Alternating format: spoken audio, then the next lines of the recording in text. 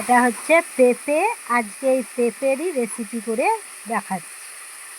কড়া গরম হয়ে গেছে, কড়ার মধ্যে তেল দিয়ে তেজপাতা, শুকনো লঙ্কা আর 5 ফোড়ন দিয়ে দিলাম।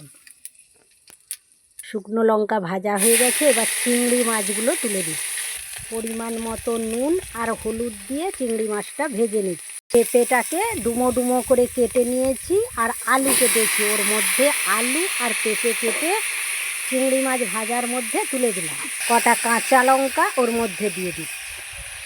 পেঁপে আলু চিংড়ি মাছটা ভাজা হয়ে গেছে, এবার পেঁয়াজ, টমেটো আর জিরে, একটু সর্ষের পেস্ট দিয়ে কষে নিচ্ছি। মশলাটা কষা হয়ে গেছে, সেদ্ধ করার জন্যে জল দিয়ে দিচ্ছি। পেঁপে তরকারি সেদ্ধ হয়ে গেছে, নামিয়ে নিচ্ছি। পেঁপে আলু চিংড়ি মাছের রেসিপি তৈরি হয়ে গেল। বন্ধুরা, আজকের মতো টাটা।